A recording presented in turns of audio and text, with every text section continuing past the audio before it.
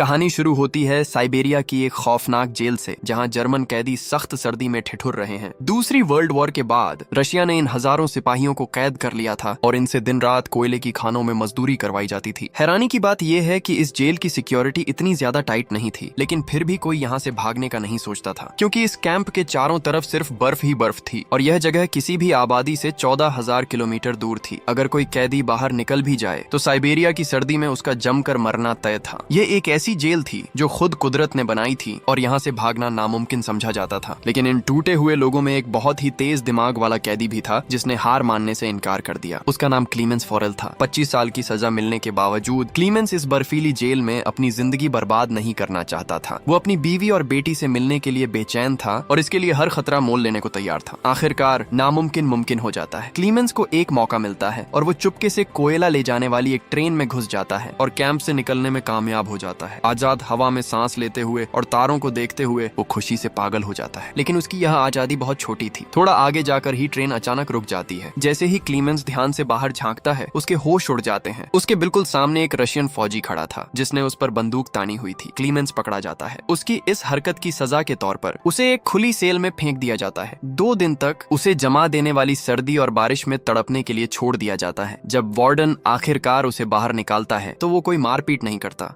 बल्कि वार्डन सिर्फ मुस्कुराता है और कहता है, तुम्हारे दोस्त इंतजार कर रहे हैं। क्लीमेंस को जल्द ही इस बात का खौफनाक मतलब समझ आ जाता है। बाकी कैदी हाथों में डंडे लिए खड़े होते हैं। क्लीमेंस के भागने की सजा के तौर पर उन्हें 2 दिन से भूखा रखा गया था। वो गुस्से में क्लीमेंस को इतना बुरी तरह मारते हैं कि जब उसको होश आता है तो वो जेल के अस्पताल में होता है। कैंप का डॉक्टर, जो खुद एक जर्मन कैदी था, बिल्कुल हैरान रह जाता है जब क्लीमेंस होश में आते ही दोबारा भागने के लिए मदद मांगता है। डॉक्टर उसे समझाता है कि बाहर जिंदा रहना बिल्कुल नामुमकिन है, लेकिन कोयले की खानों में रहने का मतलब भी फेफड़ों की बीमारी और कैंसर से पक्की मौत है। क्लीमेंस का मजबूत इरादा देखकर डॉक्टर उसकी मदद करने का फैसला करता है। वो उसे अपना छुपाया हुआ बचने का सामान देता है, गर्म कपड़े, बूट, एक भरी हुई बंदूक और एक बहुत जरूरी बात बताता है कि रशियन फौजी रेलवे लाइन के पास अपना खाना छुपाते हैं। डॉक्टर खुद भी भागने का प्लान बना रहा था, लेकिन हाल ही में उसे पता चला था कि उसे आखिरी स्टेज का कैंसर है और उसके पास जिंदा रहने के लिए मुश्किल से 1 महीना बचा है। क्लीमेंस को खाने का एक छोटा सा डब्बा देते हुए डॉक्टर एक आखिरी दर्दनाक बात कहता है, अगर क्लीमेंस इस बर्फीली जगह से बच निकले तो ये डब्बा उसकी फैमिली को दे देना और उन्हें बताना कि वो अब इस दुनिया में नहीं रहा। उसी रात अंधेरे का फायदा उठाकर क्लीमेंस दूसरी बार भागने की कोशिश करता है। इस बार वो ट्रेनों से दूर रहता है और बर्फीले रास्तों पर पैदल निकल पड़ता है। वो रात भर और सुबह तक चलता रहता है और भारी खौफ के साए में आगे बढ़ता है। कैंप में गुस्से से भरा वार्डन डॉक्टर से पूछताछ करने अस्पताल पहुंचता है, लेकिन पता चलता है कि डॉक्टर ने मारपीट से बचने के लिए खुद अपनी जान ले ली है। वार्डन आग बबूला हो जाता है और एक बहुत बड़ी तलाश शुरू करवा देता है। फौजियों को हुक्म देता है कि क्लीमेंस को जिंदा वापस लाओ, लेकिन दिन गुजर जाते हैं और साइबेरिया की लगातार बर्फबारी क्लीमेंस के कदमों के निशान मिटा देती है, जिससे वो इस सफेद वीराने में बिल्कुल गायब हो जाता है। गार्ड्स थक कर ढूंढना छोड़ देते हैं, क्योंकि उन्हें पूरा यकीन था कि इस ठंड ने उसकी जान ले ली होगी। लेकिन वार्डन अपनी हार मानने को बिल्कुल तैयार नहीं था। क्लीमेंस की हिम्मत को जानते हुए वो अपनी तलाश और बड़ी कर देता है। दूसरी तरफ क्लीमेंस एक बहुत बड़े बर्फीले तूफान से गुजर रहा होता है। 9 दिन बाद भूख उसे तोड़ कर रख देती है। उसे अजीब चीजें नजर आने लगती हैं, जैसे कोई कुत्तों वाली गाड़ी उसके ऊपर से गुजर रही हो और आखिरकार वो बर्फ में गिर जाता है। कुछ घंटों बाद एक अजीब सी आवाज से उसकी आंख खुलती है। उसकी आंखें फटी की फटी रह जाती हैं। एक सील। यह उसके जिंदा बचने का आखिरी मौका था। कांपते हुए हाथों से वो अपनी राइफल का निशाना लेता है, लेकिन उसकी कमजोरी की वजह से निशाना चूक जाता है। सील भाग जाती। पागलों की तरह क्लीमेंस उसके पीछे भागता है। पतली बर्फ टूटने से गिरता है और उसकी टांग बुरी तरह जख्मी हो जाती है, लेकिन भूख उसे आगे बढ़ने पर मजबूर करती है। जैसे ही सील एक पत्थर के पीछे छुपती है, क्लीमेंस अपनी आखिरी गोली चलाता है। सीधा निशाना। वो एक गोली उसकी जान बचा लेती है और उसे आगे चलने की ताकत देती है। अगले 2 महीने तक क्लीमेंस इस खत्म ना होने वाले सफेद वीराने में बिल्कुल अकेला रहता है। पागल होने से बचने के लिए वो लगातार खुद से बातें करता रहता है और सिर्फ अपने कंपास की मदद से रास्ता तय करता है। फिर एक चमत्कार होता है। उसे बर्फ में एक अकेला छोटा सा पेड़ नजर आता है। खुशी से वो उसे गले लगा लेता है। इस पेड़ का मतलब था कि बर्फीला रास्ता आखिर खत्म हो रहा है। जंगल शुरू हो गया था। महीनों में पहली बार वो आग जलाता है और सुकून की नींद सोता है, लेकिन ये सुकून ज्यादा देर नहीं रहता। जंगल में एक खौफनाक तूफान आता है जो पेड़ों को जड़ से उखाड़ देता है, जिनमें से एक पेड़ क्लीमेंस के ऊपर गिरकर उसे जमीन पर दबा देता है। किस्मत से सोने की तलाश में घूमने वाले 2 लोग उसे देख लेते हैं और उसकी जान बचा लेते हैं। तीनों मिलकर एक बहती हुई नदी को पार करने के लिए लकड़ी की नाव बनाते हैं। जब पानी का बहाव बहुत तेज हो जाता है तो एक आदमी पानी में गिर जाता है। बिना सोचे समझे क्लीमेंस पानी में छलांग लगाकर उसे बचा लेता है, जबकि उनका तीसरा लालची साथी ही उन्हें छोड़कर सारा सोना चुराकर भाग जाता है। जब क्लीमेंस और बचने वाला आदमी वापस कैंप पहुंचते हैं तो धोखा खाने वाला आदमी गुस्से में अपने उस लालची साथी को गोली मार देता है। अब सिर्फ वो दोनों बचे थे। वो महीनों तक सफर करते हैं, यहाँ तक कि दोबारा सर्दियां शुरू हो जाती हैं। उस आदमी के पास सोने का जो थैला था वो उनकी रफ्तार कम कर रहा था, इसीलिए क्लीमेंस कहता है कि वो उठाने में उसकी मदद कर देता है। ये उसकी बहुत बड़ी गलती थी। उस आदमी के दिमाग में शक पैदा हो जाता है। उसे लगता है कि क्लीमेंस उसे मार कर सोना चुराना चाहता है और वो अचानक क्लीमेंस को पहाड़ी से नीचे धक्का दे देता है। जब क्लीमेंस की आंख खुलती है तो उसके सामने उसकी सबसे खौफनाक मौत खड़ी थी। भूखे भेड़ियों का एक झुंड उसकी तरफ बढ़ रहा था। वो जल्दी से एक पेड़ पर चढ़ जाता है, लेकिन एक भेड़िया उसके बूट में अपने दांत गाड़ लेता है। कमजोर पेड़ टूट जाता है और क्लीमेंस जमीन पर गिर जाता है। अपनी आंखें बंद करके वो मौत का इंतजार करता है। अचानक गोलियों की आवाज आती है। वहाँ के साइबेरियन शिकारी उस भेड़ियों के झुंड को मार देते हैं और जख्मी क्लीमेंस को अपने गांव ले जाते हैं। सालों बाद पहली बार उसके साथ इंसानों जैसा बर्ताव होता है, लेकिन उनका यह सुकून तब बर्बाद हो जाता है जब वार्डन की तरफ से एक नोटिस वहाँ पहुँचता है कि जो कोई भी भागे हुए जर्मन कैदी को पनाह देगा उसे गोली मार दी जाएगी। उन मासूम गांव वालों को बचाने के लिए क्लीमेंस वहाँ से निकल जाता है, लेकिन वो अकेला नहीं जाता। गांव वाले उसे खाना और एक वफादार शिकारी कुत्ता तोहफे में देते हैं। हफ्तों बाद उसका कुत्ता खाने की तलाश में एक लकड़ी की फैक्ट्री में घुस जाता है। क्लीमेंस उसके पीछे जाता है और सीधा एक जाल में फंस जाता है। फैक्ट्री के लोग उसे पकड़कर अपने बॉस के पास ले जाते हैं। क्लीमेंस की दर्दनाक कहानी सुनकर बॉस को उस पर रहम आ जाता है। वो उसे खाना खिलाता है और चुपके से एक ऐसी ट्रेन में बिठा देता है जो सीधा जर्मनी जा रही थी। क्लीमेंस को लगता है कि वो आखिरकार जीत गया है, लेकिन ये एक बहुत बड़ा धोखा था। बॉस ने उसे बेच दिया था। अगले स्टेशन पर जालिम वार्डन और उसके हथियार बंद गार्ड्स उसका इंतजार कर रहे थे। दूर से ही इस धोखे को देखकर क्लीमेंस फौरन समझ जाता है। ट्रेन के दरवाजे खोलता है और छलांग लगा देता है। वो ट्रेन से छलांग लगाकर भागता है, लेकिन रशियन फौजी उसे फौरन देख लेते हैं और उसके पीछे लग जाते हैं। क्लीमेंस पागलों की तरह पटरियों के बीच से भागता है, लेकिन अचानक वार्डन उसके सामने आकर रास्ता रोक लेता है। क्लीमेंस का दिल बैठ जाता है। सालों का दर्द और मुसीबत एक सेकंड में बर्बाद हो गए थे, लेकिन इससे पहले कि वार्डन उसे पकड़ पाता, क्लीमेंस का वफादार कुत्ता अचानक हमला करता है और वार्डन के बाजू को बुरी तरह नोच लेता है। इससे क्लीमेंस को भागने के लिए कुछ जरूरी सेकंड्स मिल जाते हैं। अचानक हवा में एक जोरदार गोली चलने की आवाज गूंजती है। क्लीमेंस खौफ से पीछे मुड़कर देखता है। उसका वफादार कुत्ता जमीन पर बर्फ में मरा पड़ा था। उसका दिल टूट जाता है, लेकिन जिंदा बचने की आग उसे रुकने नहीं देती। वो अपनी पूरी ताकत से भागता है, एक बहुत बड़े ब्रिज पर चढ़ता है और वहाँ से नीचे से गुजरती हुई एक चलती ट्रेन के ऊपर छलांग लगा देता है और एक बार फिर वार्डन के हाथों से बाल बाल बच निकलता है। दिन हफ्तों में और हफ्ते सालों में बदल जाते हैं। अब 1972 का साल आ चुका है। उसके भागने को पूरे 7 साल गुजर चुके हैं। क्लीमेंस अब सेंट्रल एशिया में है और एक भीड़ भरे गांव के बाजार में भटक रहा है। भूख से निढाल वो खाने को देखता है, लेकिन जेब बिल्कुल खाली होने की वजह से वो चुपचाप आगे बढ़ जाता है। वो पैनकेक बेचने वाली 2 लड़कियों के पास रुक जाता है। उसका उतरा हुआ और भूखा चेहरा देखकर एक लड़की को तरस आ जाता है